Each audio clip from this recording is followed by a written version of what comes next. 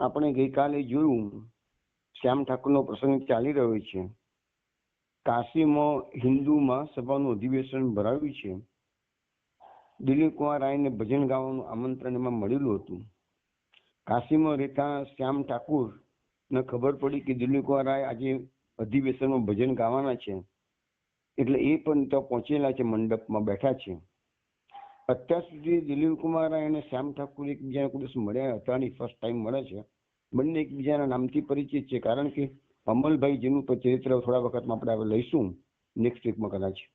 તો એ અમલની મધર અને શ્યામ ઠાકુર બે પિતરાઈ ભાઈ બહેન હતા.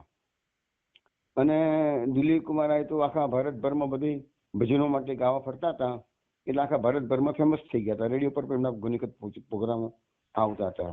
એટલે શ્યામ ઠાકુરને ખબર પડી કે દિલીપ કુમાર રાય આજે કાશીમાં હિન્દુ મહાસભાના અધિવેશનમાં આવવાના છે, એટલે એ પણ ગયેલા હતા. ભજન પૂરું થયું એટલે દિલીપ કુમાર રાય બહાર નીકળી ગયા મંડપની બહાર. તેની પાછળ શ્યામ ઠાકુર પણ નીકળી ગયા. હજુ દિલીપ કુમાર રાયને ખબર નથી કે જે મારી સાથે વાતો કરી રહ્યા છે એ શ્યામલાલ ચક્રવર્તી પોતે છે. એમને બધી ખબર તો હતી કે ભાઈ શ્યામ ઠાકુર આકાશવૃત્તિ લીધી છે, આનંદગીરી મહારાજને ગુરુ બનાવ્યા, એ બધી વાત એમને ખબર હતી. હવે આગળ બહાર નીકળ્યા પછી એમને થોડી વાતચીત કરી અને એમને આમંત્રણ આપ્યું કે મારું ઘર દાદા નજીકમાં છે, તમારા ઘરે જ પધારો, તો આપણે ચા પી લઈએ. દિલીપ કુમાર રાય આજુબાજુ નજર નાખતા હતા, કોઈ જગ્યાએ ચા પીતા પીતા થોડી વાત કરી શકાય. એટલે દિલીપ કુમાર રાય ગઈકાલે આપણે જોયું તો પેલો ચા માટેનું એક ટૂચકો જેવું છે, એમના પિતાશ્રીનું બનાવેલું કાવ્ય એ ગાયું. અને એનો અર્થ એવો હતો કે આ સંસાર તો અસાર છે, અને અસાર સંસારમાં જો કોઈ સાર હોય એક છે, એક કપ ચા, ચા ને ચા, આ મજાકમાં એવું બનાવેલું છે. એ કહ્યું એટલે પછી એ હસ્યા અને એમ કે દિલીપ કુમાર રાયની પીઠ થાબડી અને કહે છે કે આપણે બંને જણા સરખા જ છીએ, કે છે જેવો વૈરાગ્ય એવી રસિકતા. કે આ લોકો વૈરાગ્યપૂર્ણ જીવન જીવે છે, પણ સાથે મજાકીય સ્વભાવ હોય એટલે ક્યારેક ક્યારેક થોડીક મજાક પણ કરી બેસે, કે છે એમ. એટલે કે જે રસ્તે ચાલતા મેં કહ્યું કે શાસ્ત્રમાં તો કહ્યું છે કે વૈરાગ્યની વાત પણ મને લાગુ ના પડી જાય, કે છે એમ. કારણ કે શાસ્ત્રમાં તો વૈરાગ્યને અભય કીધું છે, પણ અભયની વાત તો જીભે આવતા મને બીક લાગે છે દાદા. પછી કહે છે કે એકદમ યાદ આવ્યું, હા પણ આપણું નામ શું છે, કે છે. કારણ એમને કીધું શ્યામ ઠાકુરે કે શ્યામલાલ ચક્રવર્તી છે. દિલીપ કુમાર રાય લખે છે કે નામ સાંભળતા જ ચમકી પડ્યો, ઓહો શું વાત કરો છો, આપ જ શ્યામ ઠાકુર પોતે છો? અરે ભાઈ, મેં તો આપના વિશે ઘણું બધું સાંભળ્યું છે. અને હવે તો તરત જ એમને ચરણ સ્પર્શ કર્યા દિલીપ કુમાર રાયે શ્યામ ઠાકુરના, અને કીધું કે ભાઈ તમે મને ખોટો ચડાવી ના મારો, કે છે. અને પછી હસતા બંને જણા સવારે લઈ ગયા એમના ઘરે. લખ્યું છે કે એમનું ઘર આવી ગયું. નાનકડું મકાન હતું, 3 ઓરડા હતા. એકમાં શ્યામ ઠાકોરની પૂજા હતી, બીજામાં એમના પત્ની અન્નપૂર્ણા અને એમના પત્ની અને પુત્રી રહેતા હતા, અને ત્રીજા કમરામાં એમનું બેઠક ખાનું અને રસોડું ભેગું જ હતું, કે છે. ઘર નાનું હતું પણ સ્વચ્છ હતું. ઘરમાં પગ મૂકતા શાંતિનો અનુભવ થયો. બાજુના ઓરડામાંથી પવિત્ર ધૂપની સુગંધ પણ આવતી હતી. અને થોડી વાતો કરે આગલા રૂમમાં બેસીને, એટલામાં એમની દીકરી 2 પહેલા ચા લઈને આવી. શ્યામ ઠાકુરે કહ્યું કે દિલીપ કુમારને કે આ મારી દીકરી અન્નપૂર્ણા છે, બેટા તું દાદાને પ્રણામ કર. આ અન્નપૂર્ણા તો 16-17 વર્ષની એ વખત યુવતી હતી, પ્રેગ્નન્ટ હતી, અહીંયા ડિલિવરી માટે આવેલી હતી. અને પછી અન્નપૂર્ણા પણ ઓળખી ગઈ, હા એટલે અમલભાઈ વાત કરે છે એ જ નહીં, કે છે. હા એ જ છે, કે છે. હસતા હસતા કે છે અંદરથી નરમ સાધુ પણ બહારથી ગરમ બાબુ. એટલે આ શ્યામ ઠાકુરની થોડી એમ જ વૃત્તિ હતી, એનો આપણને અહીંયા અનુભવ કરાવે છે. તો લખ્યું છે કે આવી રીતે શ્યામ ઠાકુર સાથે મારો પહેલો પરિચય કાશીમાં થયો. એ વખતમાં કાશીમાં હું 2-3 દિવસ રોકાવાની ગણતરીથી આવેલો, પણ શ્યામ ઠાકુરના આકર્ષણથી કાશીમાં 15 દિવસ વીતી ગયા. એમની વાતચીત કરવાની રીતભાત ખૂબ સુંદર હતી. ગુરુ ગંભીર વાત પણ એ સરળ રીતે બતાવતા હતા, અને એમનામાં આત્માભિમાન નહોતો, છોટો સરખો નહોતો. દૃઢતાથી પોતાની જે વાત કરવા માંગતા હોય એ દૃઢતાથી કહી શકતા હતા. અને ગરમ બાબુઓના સમાજમાં પણ કોઈ વાર અજબ પુરુષ જોવામાં આવે છે, પરંતુ નરમ વૈરાગ્યોની મંડળીમાં આવી જાતનું ઉજ્જવળ અને જોરદાર વ્યક્તિત્વ ભાગ્યે જ જોવામાં આવતું હોય છે. હવે લખે છે કે પુસ્તકો વાંચીને મેળવેલું જ્ઞાન અને ભાગવતના ભાવ પ્રવાહોમાંથી મેળવેલી આંતરશક્તિ એ બંનેમાં આસમાન જમીનનો ફરક છે. એટલે કે પ્રબળ કલા પ્રતિભાની શક્તિ અને ભાગવતની ચિત્ત શક્તિ પણ એક નથી. પેલી શક્તિ આપણને મુગ્ધ કરે છે અને બીજી આપણામાં શ્રદ્ધા પેદા કરે છે. ભાગવત શક્તિની પાસેથી સાધુઓ જે ખોરાક પામે છે તેના પરિણામે તેઓ રાતોરાત તેવા બલિષ્ઠ બની જાય છે. શ્યામ ઠાકુરની આ આકાશ વૃત્તિનો થોડો ઇતિહાસ તમે સાંભળ્યો છે, એનાથી તમને સમજાઈ જશે. ભગવાન ઉપર એકાંત ભાવે નિર્ભર રહેવું એટલો જ આકાશ વૃત્તિનો અર્થ નથી. ભગવાન ઉપર નિર્ભર તો ઘણા સાધકો રહે છે, પરંતુ જેઓ આકાશ વૃત્તિનું અવલંબન કરે છે તેની નિર્ભરતા કંઈક વિશિષ્ટ પ્રકારની હોય છે. ભારતમાં ભિક્ષા માગીને પેટ ભરનારા સાધુઓની કોઈ ખોટ નથી, પરંતુ કેવળ ભિક્ષા માગી જીવન નિર્વાહ કરવો એ કઈ આકાશ વૃત્તિ કહેવાય નહીં. આકાશ વૃત્તિ એટલે સુકાન છોડી દઈ બેસી જવું, ભિક્ષા પણ નહીં માગી, કોઈ પોતાની મરજીથી કઈ આપે તો નિરભિમાન થઈને લેવાનું, કોઈની પાસે માગવું નહીં, પણ સંકેત છીએ કોઈની પોતાના અભાવની વાત જણાવવાની નહીં. તો આવું વિચિત્ર જે વ્રત છે એનું નામ આકાશ વૃત્તિ. બંગાળમાં રામપ્રસાદ નામના એક મોટા સાધક થઈ ગયા. જેમને પોતાની સાધનામાં આકાશ વૃત્તિનું અવલંબન કરેલું એ કેવું ચોક્કસ નથી, પરંતુ એમને ગીતમાં આ મનોભાવનું એક અનિશુદ્ધ આલેખન કરેલું છે. પ્રસાદ બોલે ભવાનવે બસે આંચી ભાસીએ બેલા જોયાર એલે ઉછીએ જાબ માં ભીટે જાબ ભાટર બેલા. રામપ્રસાદ કહે છે કે આ ભવસાગરમાં હું તો નૌકાનું સુકાન છોડી દઈને બેઠો છું. ભરતીમાં ઊંચે ચડીશ કે ઓટમાં નીચે પડીશ, પરંતુ હું તો ભગવાન પર આધાર રાખીને જીવી રહ્યો છું. તો આ ભક્તોની એક મસ્તી છે કે ભક્તો ભગવાનની જોડે કેવી રીતે જીવન જીવતા હોય છે. ચલો આપણે હવે દિલીપ કુમાર રાય અને શ્યામ ઠાકુર નો પરિચય કાશીમાં એકમેકને થઈ ગયો છે. હવે આપણે ગઈકાલે જોયું હતું કે અન્નપૂર્ણા ડિલિવરી માટે શ્યામ ઠાકુરના ઘરે આવેલી છે. જુઓ હવે આગળ શું બનાવો બની રહ્યા છે આપણે જોઈએ. શ્યામ ઠાકુર ઘણીવાર કહેતા, મનુષ્ય જેમ પ્રભુની વધારે નજીક જતો જાય છે તેમ તેની વધારે ને વધારે આકરી કસોટી થતી હોય છે.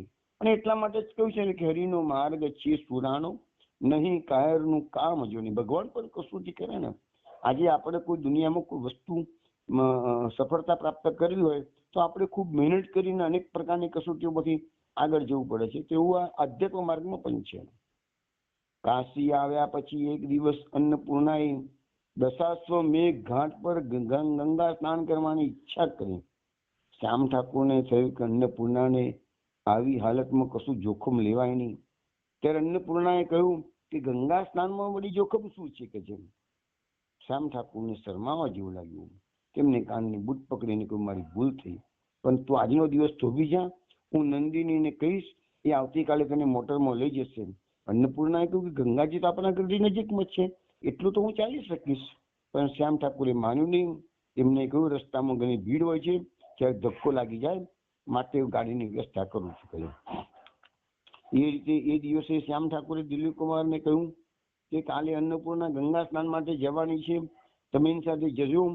મેં પણ મામા બાબુ કે છે મેં પણ હા પાડી, કારણ કે એ નિખાલસ છોકરી સાથે દિલીપ કુમારને માયા થઈ ગઈ હતી. એ દિલીપ કુમારને કાકા કહેતી, પણ કમનસીબે એવું બન્યું કે બીજી દિવસે સવારના પરમાં દિલીપ કુમાર આવીને જૂનો મિત્ર આવી ગયો અને એને કહ્યું કે દાદા મારી સાથે અલ્હાબાદ ચલો કે છે.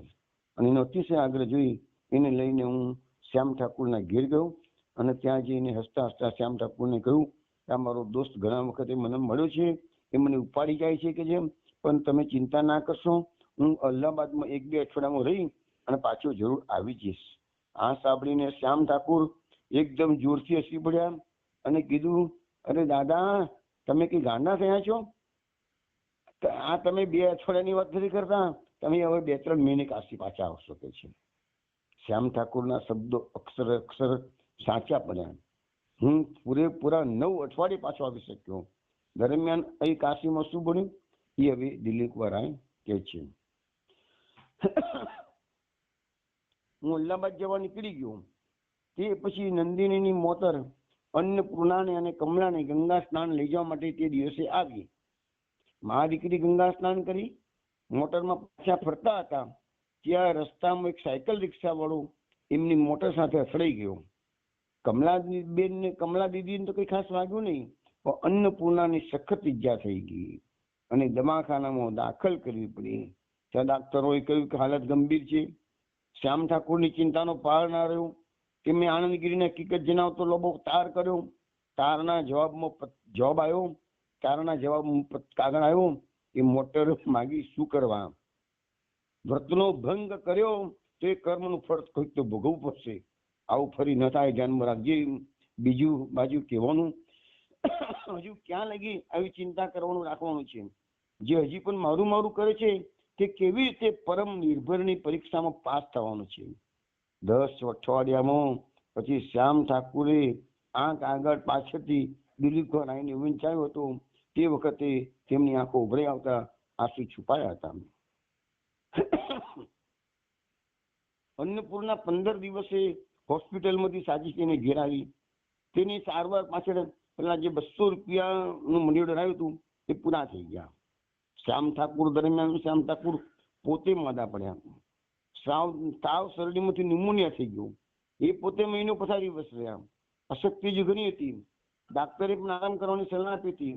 આવી હાલતમાં તેઓ ગીતા ભાગવતના પ્રવચનો કરવા જઈ શકતા હતા નહીં, એટલે તેમને ઘર ચલાવવાનું હવે ભારે પડ્યું.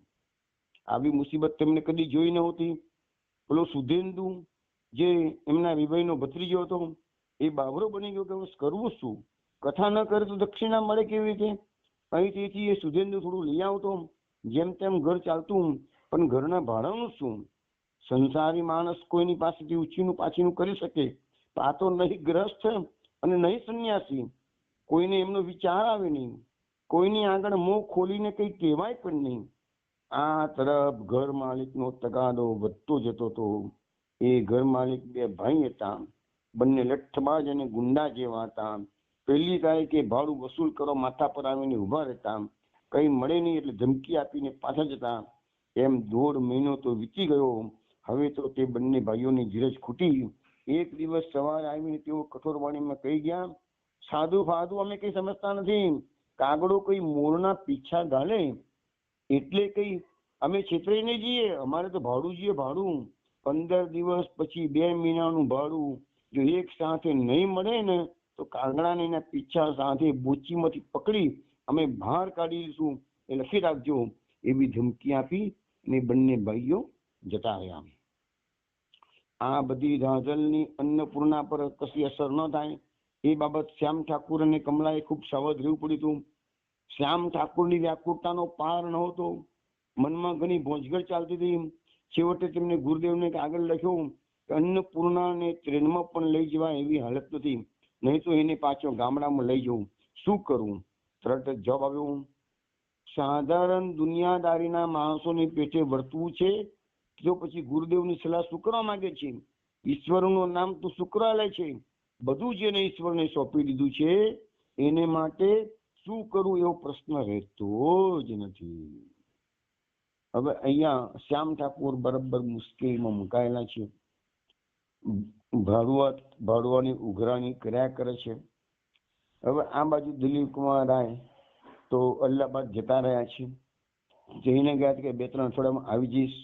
હવે આગળ જોઈએ કે દિલીપ કુમાર રાય અલ્હાબાદમાં શું થાય છે.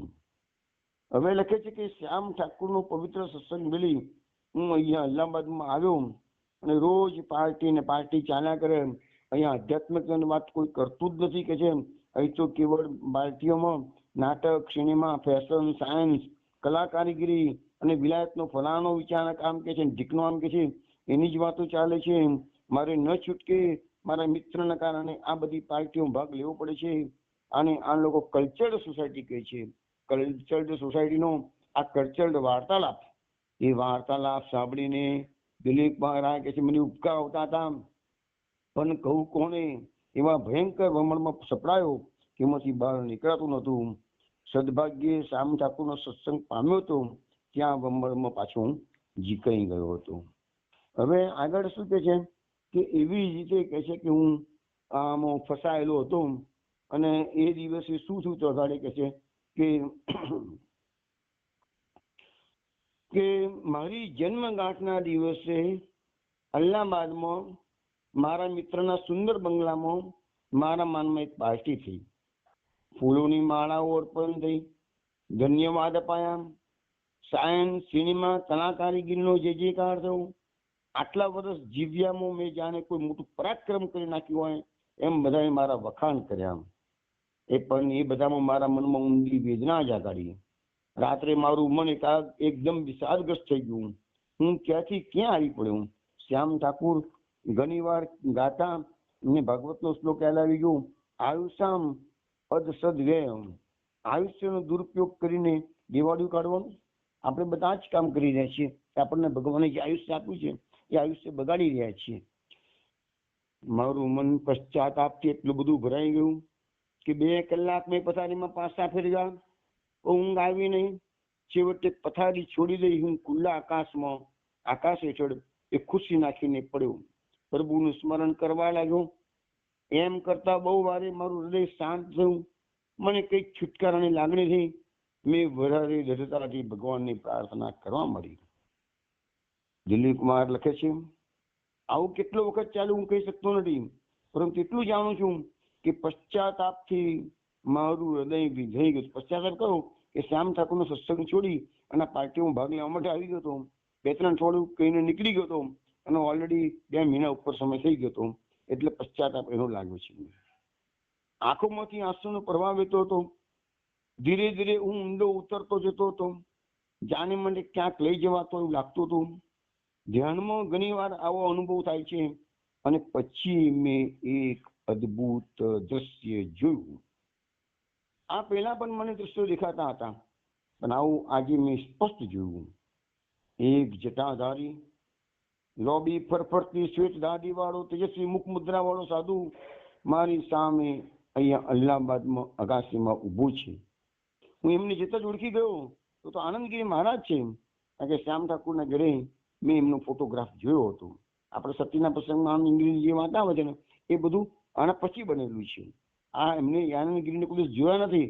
ફર્સ્ટ ટાઈમ એમના ધ્યાનમાં આનંદગીરી ધ્યાનમાં જ્યાં પણ આ ખુલ્લી આંખો પ્રત્યક્ષ આવેલા છે. હું એમને જતા ઓળખી ગયો. આનંદગીરી મહારાજ હતા. શ્યામ ઠાકુરના ઘરે મેં ફોટો જોયો હતો. મેં આનંદનો રોમાંચ અનુભવ્યો. પણ નવાઈ પામવા જેવું એ છે કે એને આમ મને પ્રત્યક્ષ દર્શન દીધા અને મારી સામે જોઈને હસીને કહ્યું, દિલીપ, હજી માયાનો મોહ? ચાલ વેલના પરોઢની પહેલી ટ્રેન પકડીને કાશી પહોંચી જા. આટલું કહીને તો આનંદગીરી મહારાજ અંતર્ધાન થઈ ગયા. હું એકદમ ઝપકી ગયો. મારી આંખોમાં જો આંસુ હતા મેં આકાશ બની ગયું તો જાણે લાખો લાખો આંખો વડે મારા પર આશીર્વાદ વરસાવી રહ્યું હતું.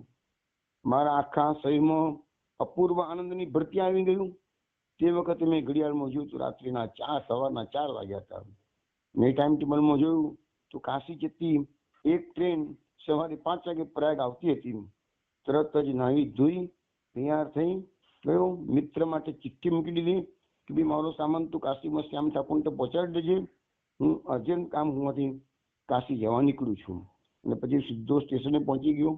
ગાડીમાં બેઠા પછી મનમાં વિચાર કરવા લાગ્યો કે હું આવી રીતે ચાલુ જઉં છું તેથી મિત્ર સુધારશે, પરંતુ એને જે ધારવું હોય ધારે, ફરી એ લોકો મને બોલાવશે નહીં. બીજું શું કે છે, મારે આવા કલ્ચર દોસ્તોનું કામ પણ શું છે? એમની આગળ મારા અંતરની વાત તો હું કરી શકતો નથી. આખો વખત મારા મનમાં એક જ વિચાર દોડાયા કરતો હતો કે જેની હાકલ સાંભળી શ્યામ ઠાકુરે બાપ દાદાનું ઘર છોડ્યું તેની હાકલ મને પણ કદાચ આવી રીતે સંભળાય તો કેવી? મને વાસનાના બંધનમાંથી મુક્ત કરી દે, લોકપ્રિય થવાના લોભમાંથી અને ત્યાગી થયા વિના ભક્ત થવાની વિડંબનામાંથી પ્રભુ મને છોડાવ્યો.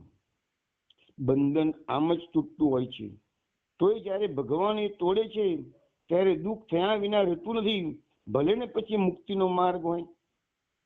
બુદ્ધિવાદનું ઝાડું કેટલું ભયંકર હોય છે. કરોડિયાના ઝાડમાં સપડાયેલી માખીનું છૂટવું આના કરતા સહેલું છે. આ બુદ્ધિવાદીઓ છાતી ફૂલાવીને ઈશ્વરને તર્કથી ઉડાવી દઈને કહેતા ફરે છે કે જે અસ્તિત્વ જ નથી એની અંદર વિશ્વાસ રાખવો એ તો મહાભયંકર વસ્તુ છે.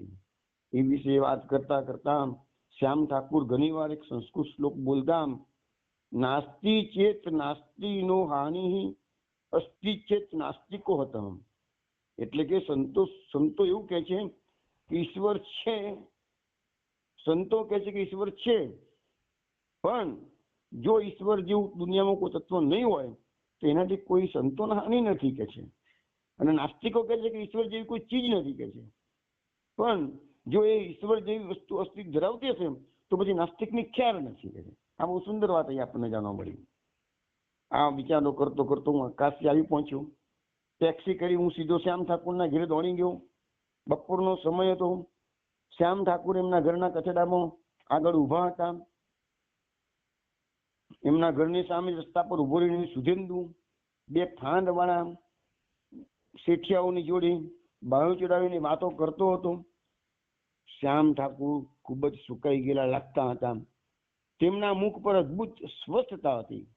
આગળ પાછળ જે કંઈ બની રહ્યું છે તેની સાથેનો તેમનો કઈ જ લેવા દેવા નથી. દિલીપકુમાર આવીને જોતા સુધેન્દુ આનંદમાં આવીને બોલી ઉઠ્યો, વાહ દાદા આવી ગયા, દાદા તમે બરાબર સમય જ આવી ગયા છો.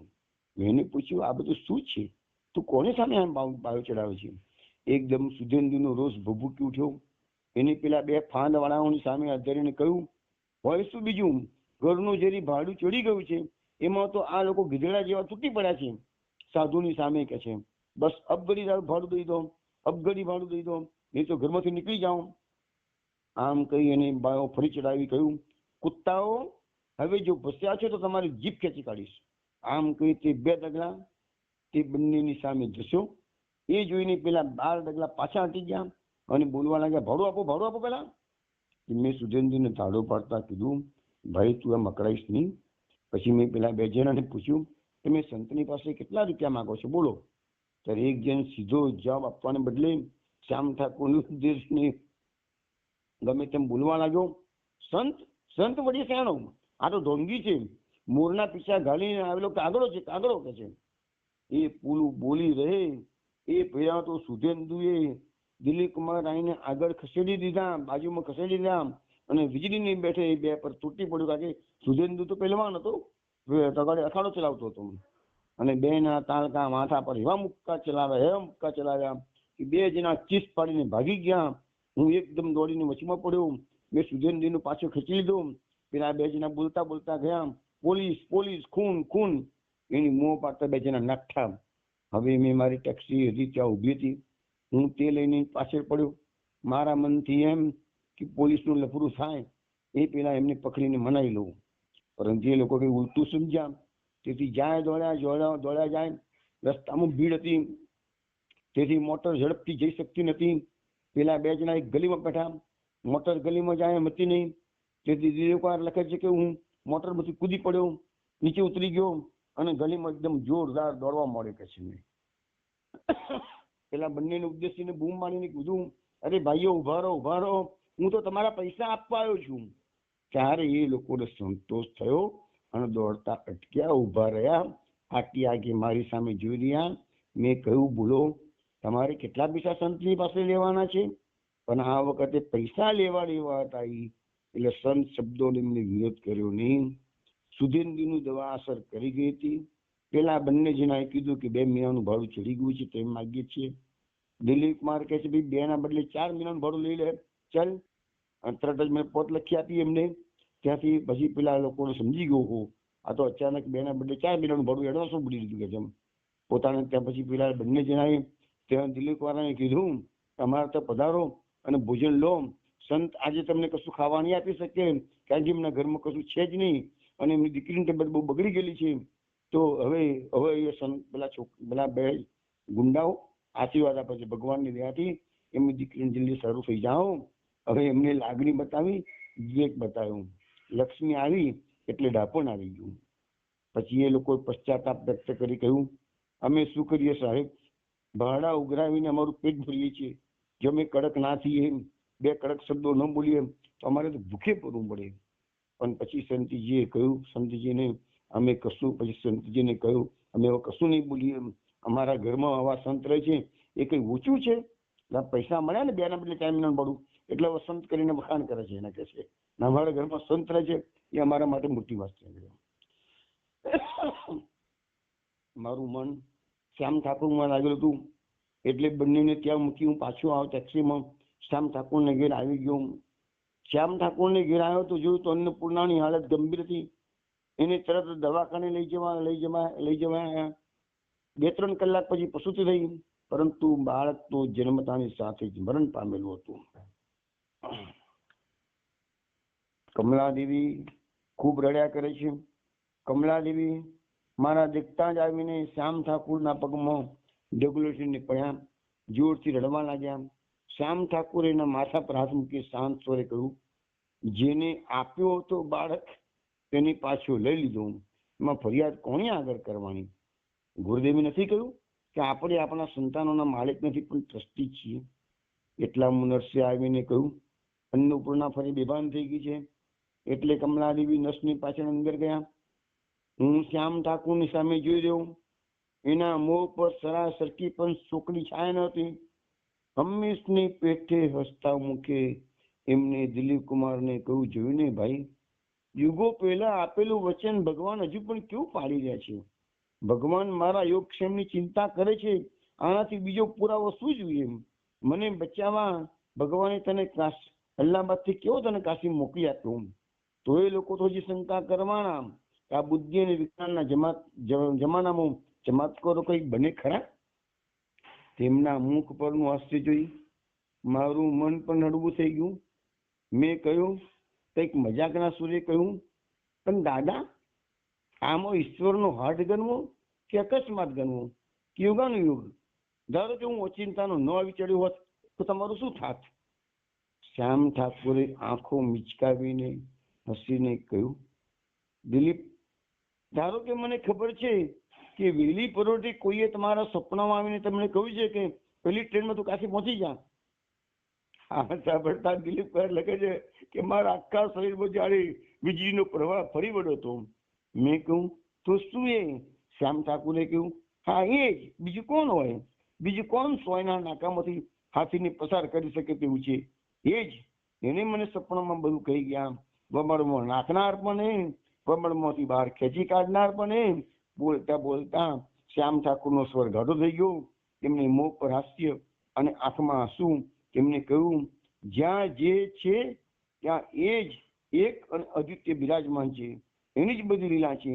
એની ઈચ્છા વગર હું ખાતરીથી કહું છું ભાઈ, એક ઝાડનું પાંદડું હાલતું નથી. મારનાર પણ એ, તારનાર પણ એ. એક હાથે મારે, બીજા હાથે તારે. પણ પછી તો હિન્દુ મહાસભામાં તમારા મોઢે પેલું ભજન ગુરુવંદનાનું ગીત સાંભળ્યું હતું. જરી ગાવો તો ભાઈ, શું ગીત છે મીરાબાઈનું? આમ કહી એમને હાથ જોડી આંખો મીચી મીરાબાઈનું એ ભજન ગાવાનું ચાલુ કર્યું.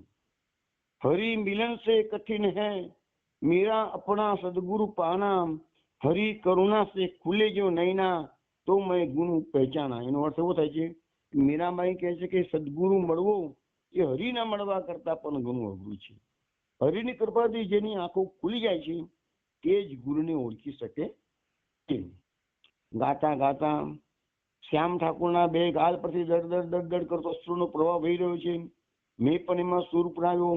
એ પ્રસંગને યાદ કરતા આજે પણ મારા અંગે અંગમાં હું આનંદનો રોમાંચ અનુભવું છું. આવું દ્રશ્ય ભારતમાં જ જોવા મળે. એક લીટી, બીજી લીટી અને ત્રીજી લીટીએ તો કમલા અને અન્નપૂર્ણાએ પણ અંદરના રૂમમાંથી ગીતમાં સૂર પુરાવા મળ્યો. અને પછી તો લોકો બધા બહાર ભેગા થઈ ગયા અને એમને ગીતનું ધ્રુપદ ઉપાડીને આગળ ગાવા મળ્યું. મેં અનાથ ગુરુનાથ અમારો, गुरु मेरो संग सहाई, हरि मिलायो गुरु मुझे, गुरु हरि की शरण लगाई. એટલે કે હું અનાથ છું, ગુરુ મને સ્નાત કરે છે, ગુરુ જ મારો આશ્રય છે. હરિએ મને ગુરુ મેળવી આપ્યા અને ગુરુએ હરિનું શરણ મેળવી આપ્યું. હવે અહીંયા આ શ્યામ ઠાકોરનો પ્રસંગ આપણો આ દિલીપ મહારાજ સાથેનો પ્રસંગ એનો પૂરો થયો. દિલીપ વરાએ વધુમાં લખ્યું છે કે શ્યામ ઠાકુરની થોડી રમૂજી વૃત્તિ પણ હતી, અને બીજી વસ્તુ જે કથા કરતા અને એમાં લોકોના જાત જાતના પ્રશ્નો આવતા, તો એ પ્રશ્નોના જવાબ પણ એ ખૂબ જ ખૂબીથી આપતા. એના એક બે એક્ઝામ્પલ આપેલા છે, એ આપણે શ્રવણ કરીએ. લખે છે કે હું આખો દિવસ શ્યામ ઠાકુરને ઘરે રહેતો, માત્ર રાત્રે સુવા માટે જ મારા મુકામે જતો. ગંગાના કિનારે પ્રખ્યાત શ્રીમંત શિવપ્રસાદ ગુપ્તાના મહેલમાં એક કમરો મને મળી ગયો હતો, પણ એ શિવપ્રસાદ બાબુ તો ભાગ્યે જ મારું મોં જોવા પામતા, કારણ કે હું આખો દિવસ શ્યામ ઠાકુરના ઘરમાં રહેતો અને મુગ્ધ થઈને એમની વાતો સાંભળ્યા કરતો. શ્યામ ઠાકુરમાં આનંદ વિનોદની અને હાજર જવાબીની અદભુત શક્તિ હતી. શ્યામ ઠાકુર કહે છે કોઈ આપણને દેખાડો દે તો આપણાથી થોડું રાખી દેવાય છે કે છે, એ દેખાડો એને પાછું આપી દેવાનું કે છે, એ તો પાછું એમને દેવો જ પડે ને. એમની આવી વાતોથી હું એમના તરફ આકર્ષાયો હતો. રોજ કઈ ને કઈ નવી વાત જાણવા મળતી. એનો એક દાખલો આપું. એક દિવસ શ્યામ ઠાકુર એક જગ્યાએ કથા કરતા હતા. ભાગવતમાંથી સુદામાજીનું આખ્યાન ચાલતું હતું. કૃષ્ણ સુદામાની આ કથા આખા ભારતમાં ઘેર ઘેર જાણીતી છે. કૃષ્ણ અને સુદામા સાંદીપની ઋષિના આશ્રમમાં સાથે રહીને ભણ્યા. બંને પાકા ગોઠિયા. પછી કૃષ્ણ થયા દ્વારકાના રાજા, સુદામા અકિંચન બ્રાહ્મણ રહ્યા. તેઓ ભગવાનના ભક્ત હતા, ભક્તિમાં મસ્ત હતા. મેં તો બધું ભગવાનને સોંપી દીધું, હવે મારી ચિંતા ભગવાનને માટે. સૌને સંભાળનારો મને સંભાળશે, આ એમની ભાવના. એ પ્રમાણે જીવતા. કોઈની પાસે સુદામા કદી કશું માગતા નહીં. અયાચક વ્રત એમને લીધેલું, ભગવાનની પાસે પણ નહીં માગવાનું. એટલે ઘણી વાર ખાવાના સાસા ઘરમાં પડતા. એમની પત્ની ત્યાં સેવાતું નહીં. બાળકોને ભૂખે મરતા જોઈ એની આંખમાં આંસુ કદી સુકાતા નહીં. તે જ્યારે ત્યારે સુદામાને કહેતી કે કૃષ્ણ તમારા ગુરુ બંધુ છે, તમારા મિત્ર છે, ગોઠિયા છે, તો એકવાર એમની આગળ આપણા દુઃખની વાત તો કરો, એ જરૂર આપણું દુઃખ ભાગશે. ભગવાનની આગળ માગવામાં વળી શરમ શું? સુદામા કહે ભગવાનની આગળ ભક્તિ સિવાય બીજું કઈ મંગાય છે. પત્ની કહે પણ તમે એમના દર્શન કરવા તો જાઓ. પત્નીએ બહુ જ હઠ કરી. ત્યારે સુદામા દ્વારકા ગયા. કૃષ્ણ પોતાના મિત્રને મળવા સામા આવ્યા. વાલતી ભેટ્યા. મેલા ગયેલા વેશવાળા દરિદ્ર બ્રાહ્મણને પોતાનો મહેમાન કરીને સુદામાએ રાખ્યા. કૃષ્ણે ગદીર તે સુદામાને પૂછ્યું કે મારા લાયક કઈ કામકાજ? સુદામા કઈ બોલે જ નહીં. તેઓ તો કૃષ્ણને જોઈ ભાવમાં મસ્ત બની ગયા. એમને પોતાની દરિદ્રતાની વાત જ ના કરી. આમ કૃષ્ણની મહેમાનગીરી માનીને સુદામા પાછા ફર્યા. પણ ઘેર આવીને પોરબંદરમાં જુએ છે તો એમના આશ્ચર્યનો પાર નથી. એમની ઝૂંપડીની જગ્યાએ મોટો મહેલ બની ગયો હતો. એમની પત્ની દોડતી આવી હતી. એમનો હાથ પકડીને મહેલમાં લઈ ગઈ. એ બોલી જોયું શ્રી કૃષ્ણે ઘડીકમાં આપણી દશા ફેરવી નાખી. શ્યામ ઠાકુરે એવી સુંદર રીતે કથા કરી કે શ્રોતાઓ ભાવ વિવળ બની ગયા. કેટલાકની આંખોમાંથી અશ્રુ ઝરવા માંડ્યા. આ માટે આ જે કથા છે ને એના માટે મહાપ્રભુજીએ પુરુષોત્તમ સહસ્ત્રનામ સરસ કહ્યું છે કે સુદામા રંક ભાર્યાર્થ ભૂમિયાની તેન્દ્ર વૈભવ. એટલે કે સુદામાની રંક પત્ની માટે ભગવાને ઇન્દ્રનો વૈભવ પૃથ્વી પર લાવ્યા. એનો અર્થ એવો થાય છે. હવે આમ તો આખો અધ્યાય ભાગવતમાં છે સુદામા ચરિત્રનો, પણ અહીંયા મહાપ્રભુજીએ ખાલી એક અડધા શ્લોકથી પતાવી દીધું. એટલે એ પુરુષોત્તમ સહસ્ત્રનામ ઘણી વખત વાત કરું છું ને તમને કે પુરુષોત્તમ સહસ્ત્રનામના એક એક શ્લોકમાં કે એક ચરણમાં આખા અધ્યાય સમાયેલા છે. હવે ઘણી વખત શું વિચારે કે આ શબ્દો મહાપ્રભુજીએ પુરુષોત્તમ સહસ્ત્રનામમાં લખ્યા, પણ બીજા પુરાણોનો અભ્યાસ કરતો કરતો મેં જોયું તો પદ્મ પુરાણમાં જે વિષ્ણુ સહસ્ત્રનામ છે, વિષ્ણુ સહસ્ત્રનામ પદ્મ પુરાણમાં છે, મહાભારતમાં છે, બીજા એક પુરાણમાં પણ છે, સ્કંદ પુરાણમાં પણ છે. પણ આપણે જે પ્રચલિત જે વિષ્ણુ સહસ્ત્રનામ છે એ મહાભારતનું છે. જે ભીષ્મ પિતામહે યુધિષ્ઠિરને ઉપદેશ આપતો અંતિમ સમયનો જે ઉપદેશ હતો એમાં અંતર્ગત છે મહાભારત. અને મહાભારતના આ ગીતા છે, વિષ્ણુ સહસ્ત્રનામ છે, એ બધું મહાભારતનો અંતર્ગત છે. એ સ્વતંત્ર ગ્રંથો નથી, મહાભારતની અંદર આવેલા ગ્રંથો છે. તો પદ્મ પુરાણનું જે વિષ્ણુ સહસ્ત્રનામ જયારે હું વાંચતો હતો ત્યારે આ શબ્દો મહાપ્રભુજી જે પુરુષોત્તમ સહસ્ત્રનામમાં લખાય છે એ શબ્દો થોડાક મહાપ્રભુજી ફેરફાર કરેલો છે. પણ એમાં પદ્મપુરાણમાં એવું લખ્યું છે કે સુદામા રંક ભક્તાર્થ ભૂમ્યાની ચંદ્રભી ભવ. હવે પદ્મપુરાણમાં લખ્યું છે સુદામા રંક ભક્તાર્થ ભૂમ્યાની ચંદ્રભી ભવ. સુદામા જેવા ગરીબ ભક્ત માટે ભગવાન ઇન્દ્રનો વૈભવ પૃથ્વી પર લાવ્યા. અનુવાદ થાય ત્યારે મહાપ્રભુજીએ થોડોક સાધારણ બદલાવ લાવ્યો એમાં. સુદામા રંક ભારી અર્થ સુદામાની ગરીબ પત્ની માટે ઇન્દ્રનો વૈભવ ભગવાન પૃથ્વી પર લાવ્યા. તો આ તો વાત નીકળી સુદામા ચરિત્રની, એટલે તમને કમ્પેરિઝન કરીને કીધું કે પદ્મપુરાણ અને વિષ્ણુ આપણું પુરુષોત્તમ સહસ્રનામ એવી રીતે મહાપ્રભુજીએ 1075 નામમાંથી 75 નામો પુરાણોમાંથી લીધા છે અને 1000 નામ ભાગવતમાંથી લીધા છે. આપણે વચમાં એક વખત શરૂઆત કરી હતી પણ થોડી પુરુષોત્તમ સહસ્રનામની, તો કોઈ કારણસર રહી ગયું છે. અને હવે આપણે જયારે હાથમાં લઈશું પુરુષોત્તમ સહસ્રનામ તો એક એક તમને શ્લોક એક 1075 જેટલા નામો છે એ એક એક નામની એક એક કથાઓ તમને કહેવાનો મારો એક જ સંકલ્પ છે જ. જોઈએ ભગવાન ક્યારે કરાવે છે એ તો ભગવાનના હાથમાં છે. પણ 1075 નામ, તો એક નામની પાછળ એક કથા, એટલે એવી રીતે 1075 નામની એટલી જ કથાઓ લગભગ તમને શ્રવણ કરવા મળશે, ભગવાનની ઈચ્છા છે ત્યારે. પણ એના આપણે કમસે કમ પૂરી કથા નહીં સાંભળી શકીએ તો થોડો ભાવ પણ તમને એનું સમજાવીશ, ભગવાનની ઈચ્છા છે ત્યારે. ચલો આ કથામાં આપણે આગળ વધીએ. હવે આવી રીતે કથાઓ આ શ્રોતાઓ આ બધું સાંભળતા સાંભળતા ભાવ વિવર થઈ ગયા અને આંખો ભીની થઈ ગઈ.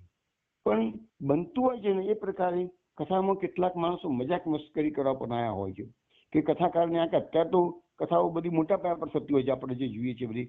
પણ ઘણી વખત ગામડાઓમાં નાના પાયા પર કથા થતી હોય ને એવા મજાકિયા સ્વભાવના ટીકડી કરનારા અમુક લોકો કથામાં આવતા હોય અને કથાકારના ચાલુ કથા એ મૂંઝવી નાખતા હોય એવા પ્રશ્નો કરે છે. તો એમાં અહીંયા લખ્યું છે કે આની અંદર પણ એવા કેટલાક બહાદુર આવેલા હતા. એમાં એક જમીનદાર આવેલા હતા, પોતાની તોડકી લઈને આવેલા હતા, નવી કેળવણી પામેલા હતા. એ જમીનદાર વિલાયત પણ જી આવેલા. તો શ્યામ ઠાકુરે કથા પૂરી કરી અને કહ્યું છે ભાઈ આવી છે ભગવાનની લીલા, જેને પ્રભુનો આશરો લીધો એનો બેડો પાર થઈ ગયો સમજવો. હવે જમીનદાર પોતાના સાગરીતોની સામે જોયું અને એવા ભાવથી જોયું કે જો હવે હું આ કથાકારની કેવી રેવડી કરું છું.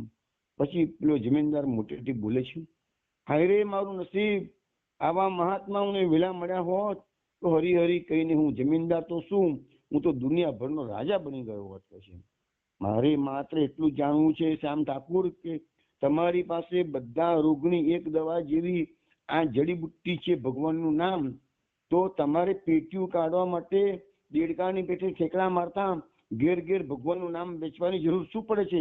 કેમ ભગવાન તમારું પૂરું કરતો નથી કે છે. ઓચિંતાનો આ હુમલો થયો. તેથી શ્યામ ઠાકુર એક પણ અસ્વસ્થ થયા નહીં, અંતરટ ચત્તાર થઈ એમને સામો જવાબ દીધો. એનું કારણ એ છે રાજા સાહેબ કે મારા નસીબમાં પરસેવો પાડીને પેટ ભરવું લખ્યું છે. ગરીબ રૈયતને છેલ્લા બુંદ સુધી નીચોવીને તગડા થવાનું લખ્યું નથી. અને તમને દેડકાને બદલે ભગવાને સસલાનો અવતાર આપ્યો છે એ માટે ભગવાનનો આભાર માનો. આ સાંભળી શ્રોતાઓમાં હાસ્યનું મોજું ફરી વળ્યું.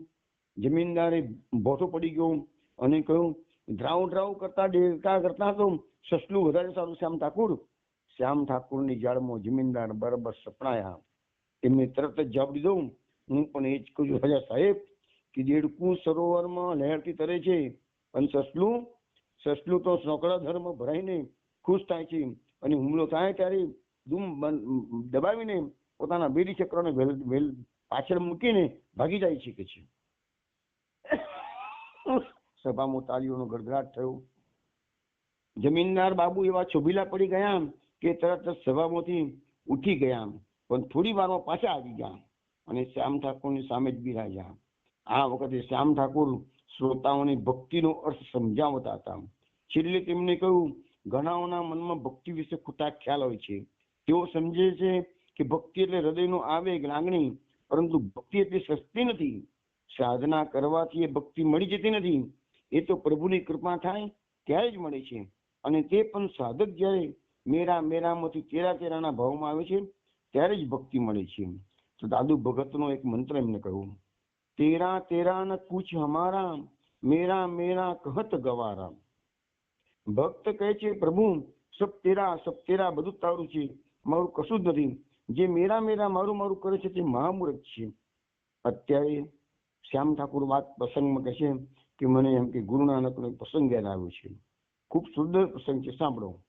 તો ગુરુ નાનકની ઉંમર તે વખતે 9-10 વર્ષની હશે. નાનકડો છોકરો. એમના પિતા એમને દુકાન સોંપી ને કઈ કામે બહાર ગયેલા હતા. છોકરો ઘઉં, ચોખા, દાળ, મીઠું વેચવા માટે બેઠેલો. એટલામાં એક ગ્રાહક આવ્યો.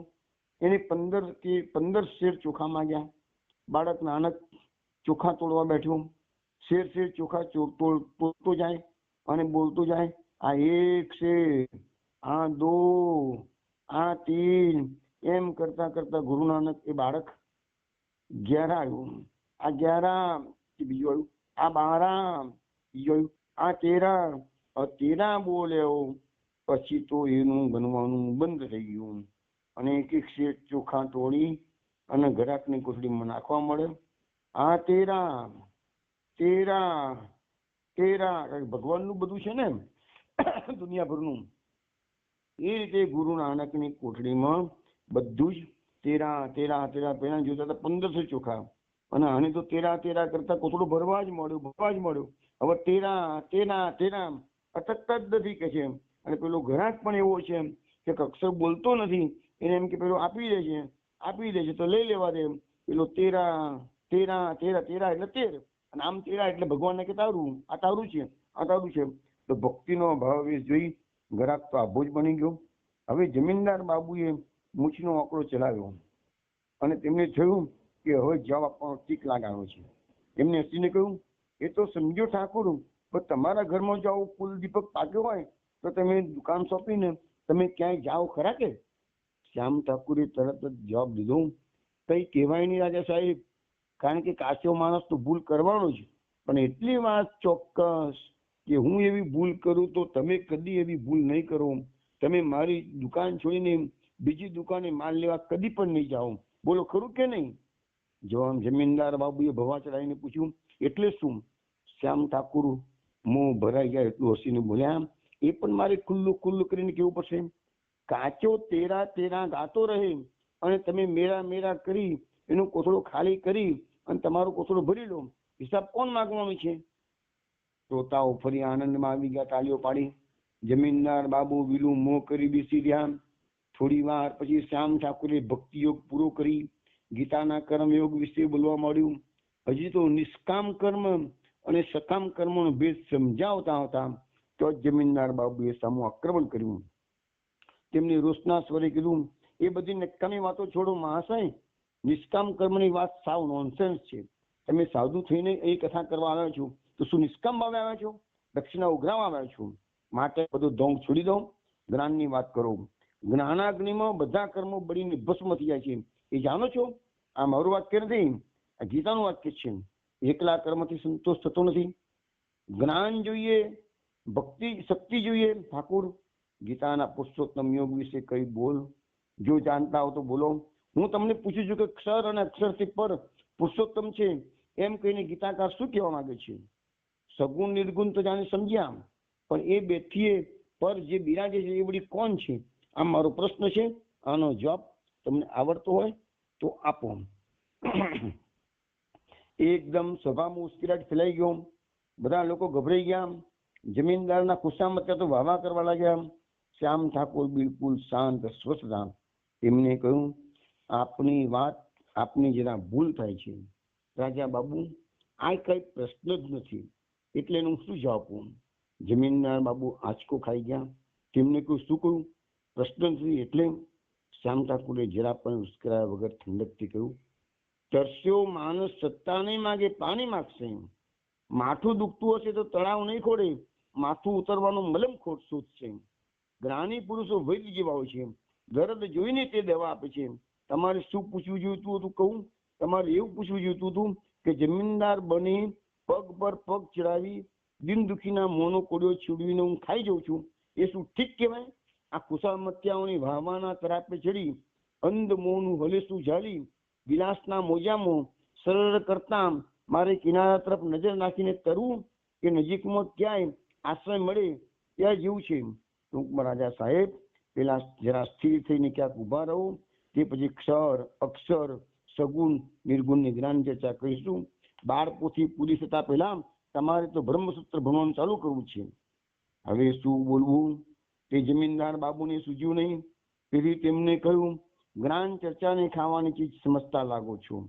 શ્યામ ઠાકુરે હસીને કહ્યું, બાપરે, કથા કરવા આવ્યા પછી જો આવું કહું તો મને ફરી કોઈ બોલાવશે ખરું? કે કહેશે કે તું મૂર્ખ છે, એને કશું આવડતું નથી. હું તો માત્ર એક જ વાત કહેવા માંગતો હતો રાજા બાબુ, કે જે છોકરું હજી પગ પર ઉભું રહેતા શીખ્યું નથી તેને કુસ્તીના અખાડામાં ના મોકલાય. એવી રીતે તમે જ્ઞાન કરો છો, પણ પેલા ચાલતા તો શીખો. કુસ્તીનો વખત આવવાની હજી તો વાર છે.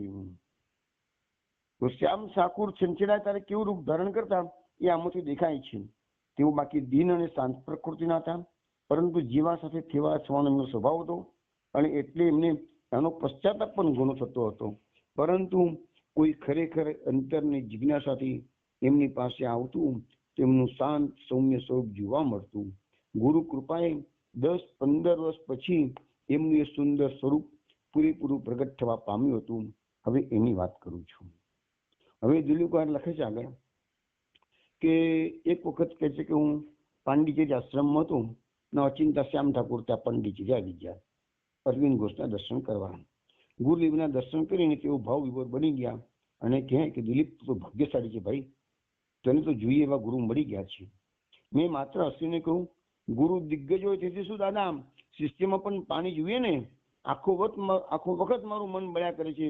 10-12 વર્ષ આશ્રમ રહ્યો પણ મને કશું મળ્યું નથી હજુ. શ્યામ ઠાકુરે મીઠડું હાસ્ય કરી તરત જ જવાબ દીધો, વાહ ભાઈ વાહ, માની લો કે આજે તમારા મનમાં એવો વિચાર આવે કે ધન્ય છે મને, સાધના શરૂ કરતા કરતામાં તો મને કેવું જ્ઞાન થઈ ગયું છે, તો તમારી આજની હાલત કરતા શું તમને વધારે પસંદ કરવા લાગત? દિલીપકુમાર લખે છે, એ વખતે સંગીતના કાર્યક્રમો દ્વારા આશ્રમ માટે નાના ભેગા કરવા હું નીકળ્યો હતો. તે વખત અચિંતો હું કાશી પહોંચ્યો. શ્યામ ઠાકુરને મળવા ગયો, પરંતુ તેમના શરીરની હાલત જોઈને હું બીની ગયો. કહું તો જરાય ખોટું નથી, એમની કેડ ભાંગી ગઈ હતી, મહાકષ્ટે ચાલી શકતા હતા, શરીર જીર્ણ શીર્ણ થઈ ગયું હતું, પરંતુ મોનું હાસ્ય અને આંખોનું તેજ જરા એક કરમાયા નહોતા, એવા ને એવા હતા. હસીને કહે, ભાઈ, આ વખતે ઠાકુર મને જે પ્રદેશ મોકલવા ચાહે છે તેનું નામ તેમને કહ્યું નથી કે હું એ પ્રદેશ જવા નીકળી જાઉં એ પહેલા તમે મળી ગયા, એ બહુ સારું થયું. ગાપચી મારી જતા પહેલા એકવાર તમારું ગીત સાંભળવા મને બહુ મન હતું કે છે. જો શ્યામ ઠાકુરને મરવાની અવસ્થા આવી ગઈ, પથારી વચ્ચે, પણ કેટલી મજાક ભર્યા શબ્દોમાં એ જ વસ્તુ બતાવી રહ્યા છે.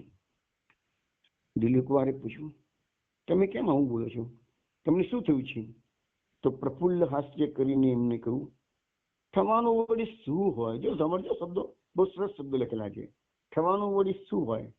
આ લોહી હટ કરે છે કે મારે ભારે થવું છે, એટલે કે હાઈ બીપી. આ માથું કહે છે કે મારે તો ચારે બાજુ ફરવા જવું છે, દેટ મીન્સ માથું ચક્કર આવે છે માથું. આ હૃદય કહે છે મારે રેલગાડી થઈને દોડવું છે, એટલે હૃદયના ધબકારા બહુ વધી ગયા છે. અને શરીરમાંથી જે મૂત્ર પ્રવાહ હોય છે તે કહે છે કે હું કશું આપી ના શકું, તો કમસે કમ ખોટ તો તમને આપું કે છે, એટલે ડાયાબિટીસ. તમે જુઓ, એને આટલા રોગો લાગુ પડેલા છે, તો એનું વર્ણન કેવું રમૂજી ભાષામાં એ દિલીપકુમાર આઈને કહે છે. એટલે કહેવા માંગે છે કે હવે હું બચવાની કોઈ આશા નથી. હું હસી પડ્યો. મેં કહ્યું, કેવી તમારી બોલવાની રીત છે દાદા, પણ હવે મજાક છોડો, ચલો મારી સાથે કલકત્તા, હું તમારા ડાક્ટર વિધાન રહ્યો તો પડશે, એની સાથે તમારી ચેકઅપ કરાવી દઉં કે છે. શ્યામ ઠાકુરે કે ભાઈ મારા, નિદાન વખતે વિધાન કેવળ એક જ માણસ આપી શકે છે, વળી જાણો છો, જે શેરની ઉપર એક વખત પદ્માદેવીની નજર, પદ્માદેવી એટલે ત્યાંની બંગાળની નદીનું નામ છે, પદ્માદેવીની નજર પડી અને પછી એને કોણ બચાવી શકે છે? બંધ બાંધી હોનાર ખાળવા જવાનું પરિણામ જાણો છો? એના કરતાં તો નવું શહેર વસાવવું સારું. આ વખતે એમનો સૂર પકડ્યો ને કહ્યું, ઠાકુર કઈ એકલો વિનાશ નથી કરતા, સર્જન પણ કરે છે. તમે પણ કેટલી વાર કહ્યું છે કે ભગવાન દૈત્યોને ચંડી રૂપે અને ભક્તોને લક્ષ્મી રૂપે દેખાય છે. આજે બોલવામાં તમારી કઈ ચૂક થઈ ગઈ લાગે છે. શ્યામ ઠાકુર કહે છે, ચૂક નથી થઈ. પછી હાથ વડે કપાળ ઠોકીને કહે છે, ભક્ત કહી શકાય એવો ભક્ત હું હોઉં તો ને? અને પછી હસીને કહે, આમ કહું છું તે એવું માની ન લેતા, હું ચાલી જવા અધીરો થઈ ગયો છું. કોઈ વાર સાચે જ ભગવાનને કહેવાનું મને મન થઈ જાય છે, ઠાકુર આ શું કર્યું? થોડા દિવસ તમારાથી ધીરજ ના રખાય? જો ભગવાનને માટે ક્યાં સંભાળે, એટલે મેં તેમાં જવાનો ટાઈમ થઈ ગયો છે તો ભગવાનને કહે છે તમારાથી થોડા દિવસ ધીરજ રખાતી નથી કે છે? તો પછી દિલીપમાં કહે છે તો પછી ઠાકોરજીને કેમ એવું કહેતા નથી કે છે? તો શ્યામ ઠાકુર હસીને કહ્યું, કહેતા મન પાછું પડે છે ભાઈ, જરા મુસીબતમાં પડે છું ને એટલે શું? એટલે બીજું તો કઈ નહીં, પણ એ કે ઠાકુરે કશું કહ્યું નથી તો એ કોઈ રીતે હું જાણી ગયો છું કે તેઓ મારા કરતા વધારે સમજદાર છે. જો શબ્દો ભક્તોના શબ્દો કેવા છે, ઠાકુરે મને કશું નથી કહ્યું તો પણ હું સમજી ગયો કે મારા કરતા એ વધારે સમજદાર છે. મારી કોઈ ઈચ્છા ખોટી હોય અને કોઈ સારી હોય, તેથી સિર્ફ આંખની શરમને લીધે મોં ખોલીને કશું કહી શકતો નથી. સમજી ગયા ને? એટલે ભગવાનને હું હવે કશું કહેવા માંગતો નથી. સમજી ગયા ને? તો હસી દિલીપ રાખે છે. આ પછી શ્યામ ઠાકોર જાજુ જીવ્યા નહીં, પરંતુ મરતી વખતે પણ એમના મોં પર એવું જ પ્રશાંત હાસ્ય હતું અને એવી જ અગાધ રસિકતા હતી. તો શ્યામ ઠાકોરનું ચરિત્ર અહીંયા પૂરું થાય છે. છતાં વચ્ચે એક વાત આઈ થિંક આપણે પેલા આવી ગઈ કે મને ખ્યાલ નથી, છતાં રિપીટ કરેલું કે શ્યામ ઠાકુર આનંદગીરીની પાસેથી મંત્ર દીક્ષા લીધી એની પહેલા એમને 10,000 રૂપિયાનો પોતાની પત્ની અને પોતાની દીકરી માટે વીમો ઉતરાવેલો, LIC આપણે જેને કહીએ છીએ. હવે એ જમાનામાં 10,000 રૂપિયા એટલે ઘણી મોટી રકમ, આ લગભગ હું વાત કરું છું ને તો આ લગભગ કશું તો 80-90 વર્ષ પહેલાની બધી વાતો છે. તો એ વખતે 10,000 રૂપિયાનો વીમો એટલે આજના કદાચ 10 લાખ કે 25 લાખ કે 50 લાખ પણ થતા હોય, ખબર નથી, ઠીક છે, પણ એ વસ્તુ છે. હવે શું છે, એમને તો આખા સુરતી લઈ લીધી અને ગુરુદેવને ખબર પડી કે મારા શિષ્ય તો LIC ની પોલિસી લીધી છે, દર મહિને કે દર વર્ષે અમુક રૂપિયા પ્રીમિયમ ભરવા પડે છે. એટલે એમને કહી દીધું શ્યામ ઠાકોરને કે બેટા, આકાશ વૃત્તિ લીધી એટલે સંપૂર્ણપણે કૃષ્ણની શરણાગતિ આપણે સ્વીકારી, પછી આપણે બીજો કોઈ અવિશ્વાસ કરવાનો રહેતો નથી. એટલે હવે પછી તે જીવનામાં જે કર્યું બધું થયું, પણ નવેસરથી તું કોઈ પ્રીમિયમ ભરીશ નહીં. હવે તારું ભરણ પોષણ માત્ર શ્રી કૃષ્ણ જ કરી શકે છે. એટલે આ શ્યામ ઠાકોરને થયું, તમે તો આ તો મોટો બળાત્કાર કરતા એવું કહો છો કે છે? અરે અત્યારે તમે 2,000 રૂપિયા પ્રીમિયમના, હવે વિચાર કરો, જે જમાનામાં શ્યામ ઠાકોરનો જમીનદારના તો નોકરી કરતા હતા, તેને પગાર મહિને 30 રૂપિયા હતા, અને લખે છે કે મજેથી મારું ચાલતું હતું 30 રૂપિયામાં. એ પછી નોકરી એને છોડાવી દીધેલી કે ભાઈ આકાશ વૃત્તિ, ભગવાન અનન્ય ભક્તિ એટલે અનન્ય ભક્તિ, ભગવાન પર સંપૂર્ણ ભરોસો રાખવાનો, યોગક્ષેમમ વહામ્યહમ. હવે શ્યામ ઠાકોર થાય કે જે જમાનામાં 30 રૂપિયામાં એનું ઘર મજેથી ચાલતું હતું, તો એ માણસે એ ભક્તે એ વખતે 2,000 રૂપિયા તો ઓલરેડી પ્રીમિયમના ભરી દીધેલા હતા. અને હવે ગુરુદેવ કહે છે કે તું પ્રીમિયમ ભરવાનું બંધ કર, અમારા 2,000 રૂપિયા પાણીમાં જાય કે છે કે એ કશું જ નહીં જોવાનું. શરણાગતિ એટલે શરણાગતિ, અને આકાશવૃત્તિ એટલે આકાશવૃત્તિ કહે છે. અને શ્યામ ઠાકુર કહે છે મેં બીજે જ દિવસથી ગુરુદેવના વચનને માન્ય કરી અને પ્રીમિયમ ભરવાનું બંધ કરેલું. અને આખા ગામમાં ખબર પડી ગઈ કે શ્યામ ઠાકુરે LIC ની પોલિસીનો પૈસા ભરતા નથી અને પેલા સાધુના ચઢાયાથી એમાં આવી ગયા છે. તો આખા ગામના લોકો આનંદગીરીને ભાંડવા મળ્યા કે આ સાધુ છે એ કોણ છે કે છે, ગૃહસ્થના ઘર ભંગાવે છે કે છે, આની પાસે કોઈ આવકનું સાધન નથી કે છે, અને એને કે છે એક નોકરી કરતો હતો એ છોડાવી દીધી છે કે છે, અને હવે પ્રીમિયમ ભરતો હતો તો પ્રીમિયમ ભરવાની બંધ કરી દીધી છે. તો 2,000 રૂપિયા એ જમાનામાં શ્યામ ઠાકુરના પાણીમાં જતા રહ્યા હતા. તો આ ભગવાન પરનો કે ગુરુદેવ પરની કેવી શ્રદ્ધા છે એ આપણને શ્યામ ઠાકોરના ચરિત્રમાંથી આપણને ઘણું જાણવા મળે છે. આ બધી સત્ય ઘટનાઓ છે વૈષ્ણવ. યોગક્ષેમમ વહામ્યમ, એના પર બી આપણે ઘણા પ્રસંગો લઈશું.